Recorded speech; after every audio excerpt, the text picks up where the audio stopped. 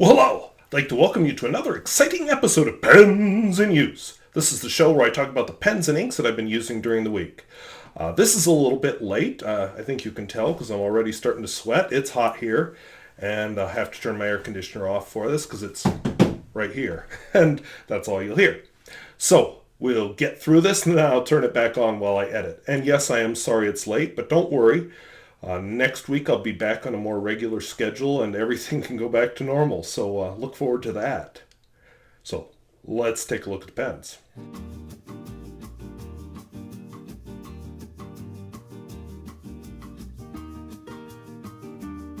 If videos like this interest you, where I talk about fountain pens, both new and old and at all price points, I would invite you to subscribe. And hey, I don't know if I have a good story this week. We'll see. Maybe any nib fixing you've done, any tips for nib fixing, maybe fill us in on that. I think that'd be interesting. So let's take a look at what I have from left to right, this time with a new ink. So thank you viewers for giving me some ideas last week. I have my Selector, one of my favorite first impressions I've done this summer. I have a Pelikan M800. I have a Matador 992. If you saw me pause there, I thought I misunderstood something I saw in the pen, but I didn't. I have an Astura Nova with a tassel.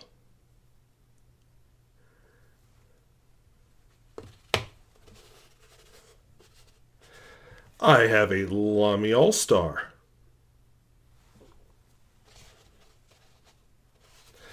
I have a Waterman Koran. I have a Frankenpen. Apparently a Phoenix body, but the clip and the nib are not Phoenix. I have a Parker Vacuumatic. Yes, I have a lot of pens out this week. I have a Sheaffer Imperial Deluxe 2, which I think that was my first impression. No, that was my review this week. I have a Sheaffer Snorkel Clipper, which will be my first impression review next week. I have an Adlatus 302, which I think I have to look at my records. I think I'm ready to film a review on it. And I have a Geha Boy, which, again, I think I'm ready to film a review on it, but I'll check my records. So those are the pens that I'm using this week. I'll be recording, as always, new samples in my Bomo art journal.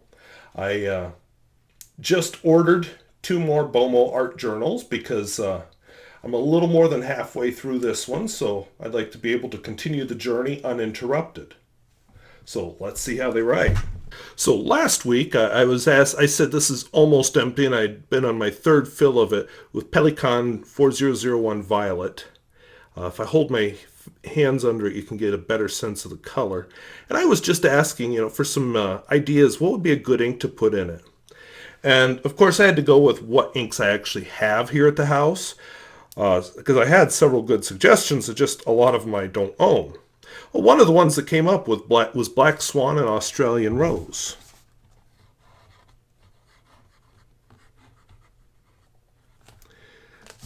And that is indeed what I have in it.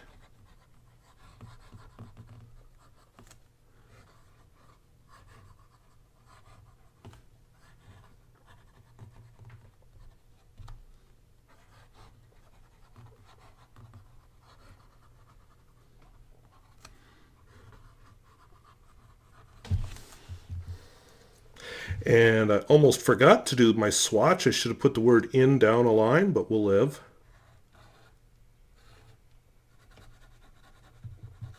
I like this ink. It's a very pretty color. And then the shading on it, it's just amazing. So not quite dry yet, but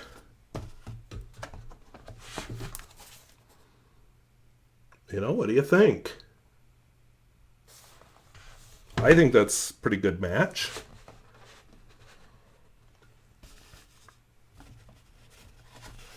My next pen is a Pelikan M800.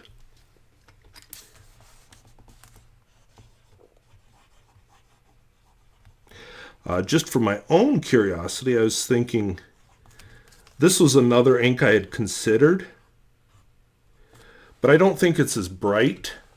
This one is Atramentis. Ooh, maybe didn't leave quite enough room there. Blackberry. And it smells nothing like the blackberries I grew up with back in Pennsylvania. Vaguely fruity, but I haven't used this ink in a long time. So it seemed like an appropriate time to bring it out. And I'd just say, yeah, it's a more muted color than the Black Swan and Australian Rose.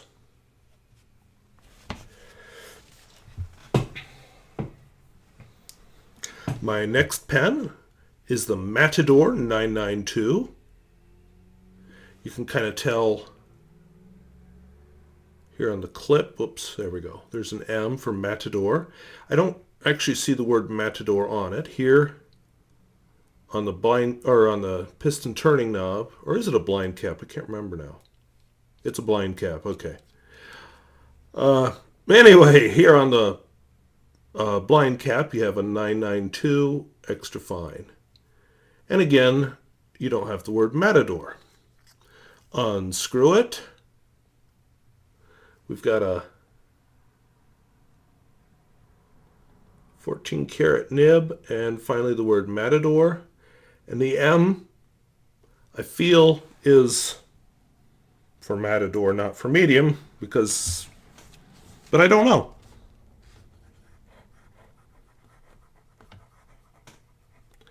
I'm surprised by this ink sometimes.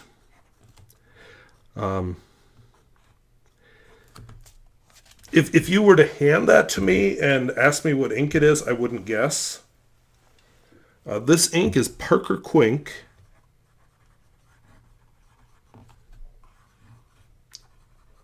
Washable blue. And some pens, this is one of them, just seem to bring something out of it and make it look almost magical. Other pens, it's just this boring washed out blue.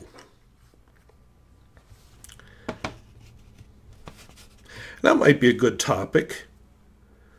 Do you have any inks maybe that are like that, where in one pen they are a marvel and in another pen just kind of meh?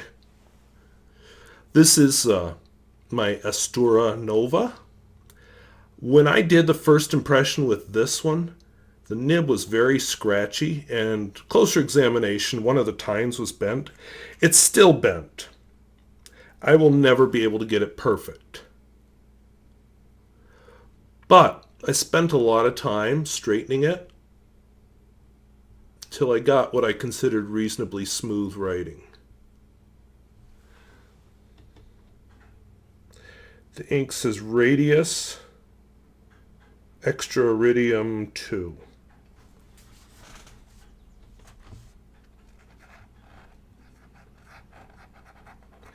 A lot more feedback than my other pens here.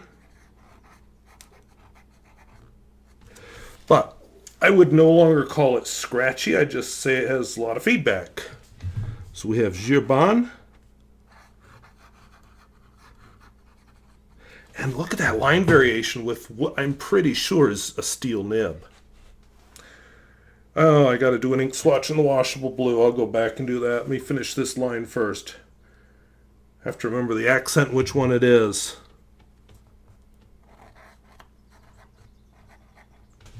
P-O-U. This isn't a word that is in my normal vocabulary.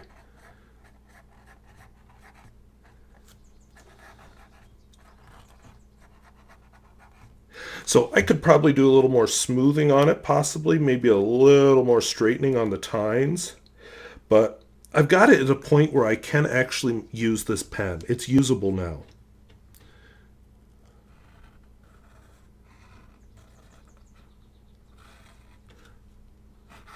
And, that there's that fear of, well, I should have left it alone. I just had to have it perfect. I don't want to ruin it by going too far with it. So we'll see. Ink swatch of the Parker Quink Washable Blue.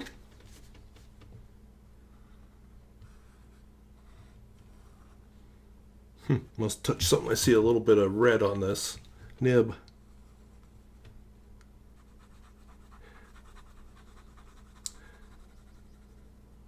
And I think you can see the ink just flows out of this pen a lot better than the Astura. Much smoother pen. And then we get to my Lamy All-Star. And I suppose I should say something about the giveaway. This pen is part of what inspired the giveaway. The giveaway is not going to happen. I'll talk about that at the end of the video here. There is a good reason why. A little disappointing, because I already bought the mailers and everything, but yeah. So this is a broad nib. The ink in it, oh, my screensaver just came on. The ink in it is Robert Oster's Summer Storm.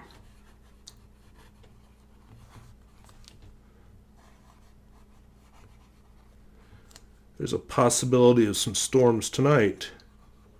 And with the humidity and heat, right now, I can believe it.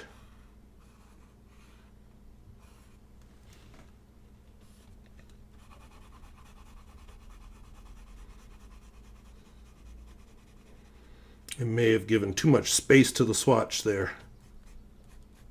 This one also does a neat color change as it sits there and dries. This next pen is part of what came up last week. This is a Waterman Koran, a pen I like very much.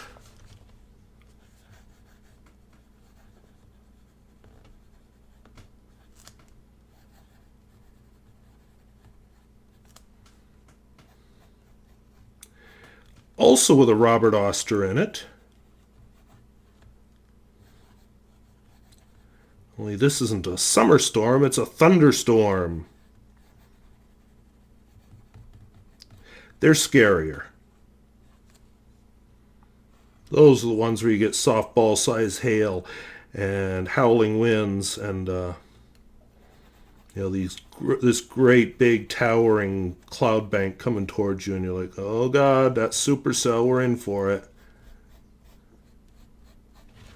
So it's a much darker, angrier looking gray. Summer storm is just like a nice gentle summer rain, which who knows with climate change if we're going to get more of this and less of this. The Phoenix, had to do some research to find the brand of this, and I'm not 100% sure if I have the brand right because it's unbranded. But it was sold without a clip and without a nib. The person I got this from had installed both. So it's a Bach nib. I'm not sure the brand of the clip.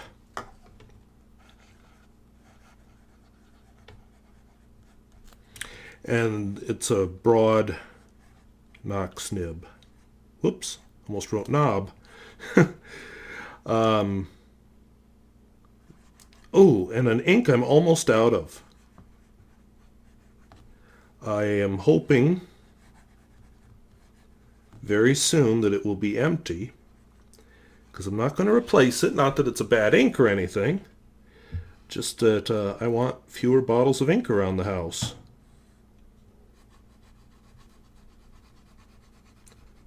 There's a few colors I would replace if I ran out.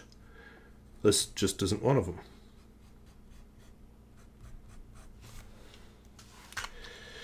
This pen doesn't show off the shading that this ink is capable of, but that's okay. It shows off the nice bright orange color, which is good enough. Parker Vacuumatic. Turns out this is a review I've filmed before, but it never was published because that was on that hard drive that last summer made that sudden fall to the floor, and it's a review that was lost.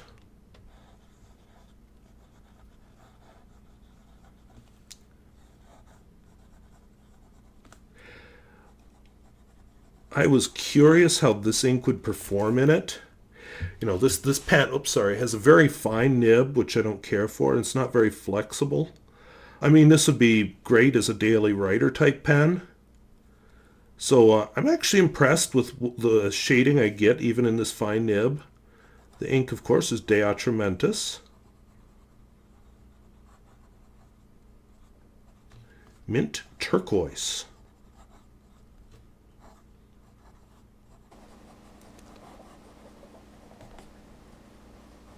Just a very attractive color of green.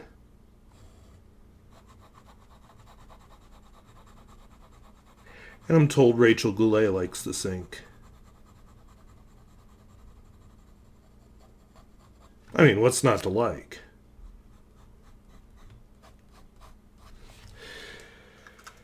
All right. No, I'm not done yet. Wow, did I ink up a lot of pens. Okay, Sheaffer Imperial Deluxe 2.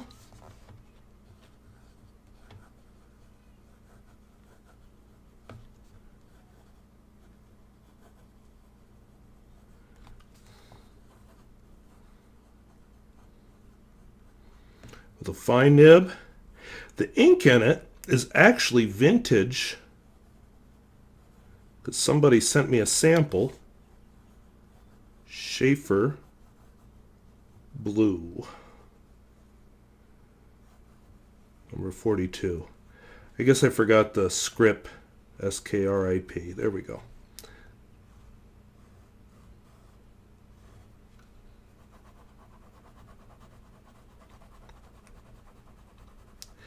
Years ago, somebody had given me a sample of vintage Sheaffer Green. I've, of course, long since used that sample up. But it was fun to get to try this one out. And my next pen is also going to use a vintage Sheaffer ink.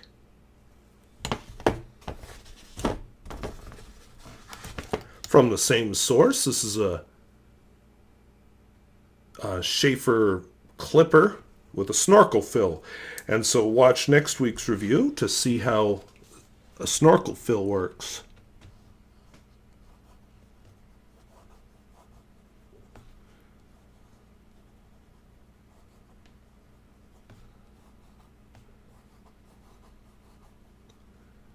Also, oops, I wrote Cliffer. Also has a Triumph nib and a fine point. This is the Palladium Silver. There we go. The other one was probably steel.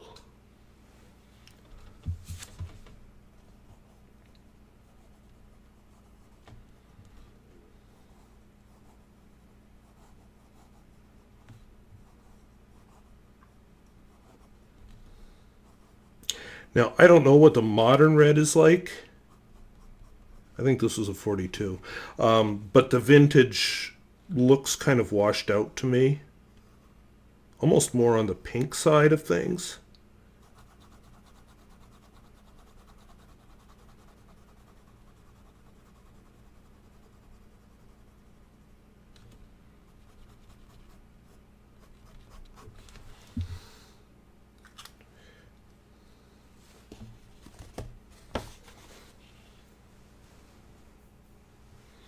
And then I have an Adlatus 302.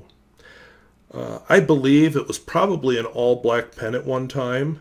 I think the ebonite finials have both faded. This pen's a little different from most because this has what's called a steno nib. This would have been used by stenographers for shorthand.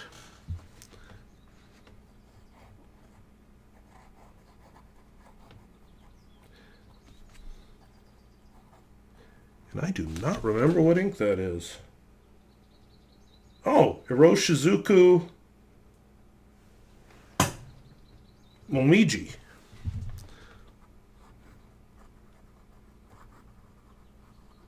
I don't know if I've ever used that before.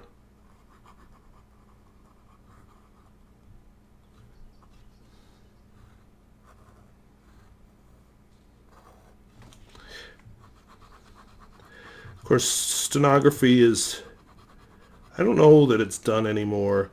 It's kind of a dying art. My mother had to do it. She was a secretary up until I came along and ended her career. Taking dictation and shorthand, it was a fast way to write down what people were saying, so then you could go back and type it up later. Nowadays, I have a program on my cell phone. I can just talk into it, and it'll write the text down for me, and it's already typed up, and no stenographer or shorthand required. I forgot to write that it was a fine steno nib. We'll just do that on this extra line I have here. And finally, you thought this would never end. The last pen I have for you tonight, or whatever time you're seeing this, is a Geha Boy, which is actually a student pen. Has a nifty feature, steel nib, but a little dealio here, and I think it's up right now. It needs to be down. Yeah, I don't know which way it goes. I'm thinking it's supposed to go up, but I don't really know. Anyway, you switch it one way or the other, and it's supposed to let it pull in a reserve tank of ink.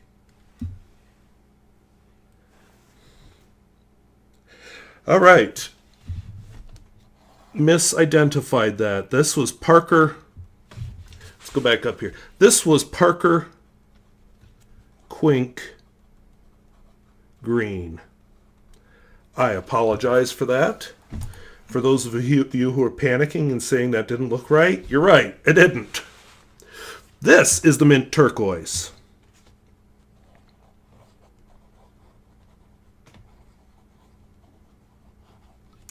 So I don't think that's too bad for a steel nib. I don't know if it's a fine or what it is. But the ink, this one is De Atramentis.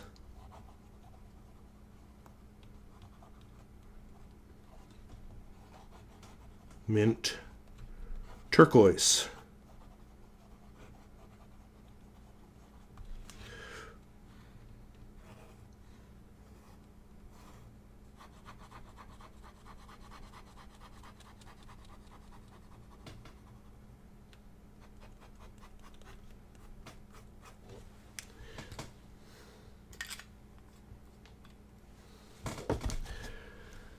So those are the pens and inks that I've been using this week. I do apologize for 2 weeks in a row being late. Next week will be a bit more structured, so I'll be able to get this out on time. I'm actually going to spend part of next week in Jamestown, North Dakota, so we may do a bit of a pens on the road. We'll see how that works out. Garden is doing well. I've been eating a lot of stuff from the garden. The lawn is browning out, so that's good. I'm sweating, as you can probably tell, because it's hot in here, and as soon as I quit filming, I'm going to turn the air conditioner back on. I did have a bit of a surprise show up this week in the mail. I will show you, if you tune into my first impression on Monday, you'll see what it is. I'll be wearing this shirt, and I'll be even sweatier because I'm filming it right after I turn this video off. Pen I can't believe I bought, but I bought it. So look forward to that. And thank you for the suggestion of Black Swan and Australian Rose. I think that was a good fit. And are there any inks like the Parker Quink Washable Blue that can be superstars in one pen and meh in other pens, or even outright failures in other pens? I kind of finding that with some of my Kyoto tag inks, that some pens they just do wonderfully, and others are just like, oh boy, I just hate this. So yeah. So I want to thank you for watching. And if videos like this interest you, where I talk about fountain pens, both new and old, and at all price... Oh! The contest. So this, one of the reasons this is late had to do with the contest. I got the rules written up and everything, and I just thought, I want another set of eyes to look at this. So I know people, and so I had somebody who, without giving away identifying information, has a legal background, let's just say. And I thought I was doing pretty well. And he pointed out, you're breaking the law in Canada. And I said, really? So it turns out, to do this contest, I have to comply with the laws in wherever the contest is open. So if I just open it to anyone in the world, I have to comply with the laws in every one of those countries. Now, I'm not too worried that a herd of Canadian Mounties will come down and arrest me in the middle of the night and drag me up to some Canadian gulag. But I started thinking about, well, I don't just run this show in North Dakota. There are actually a couple people in some other states, United States, that watch this. What are the rules there?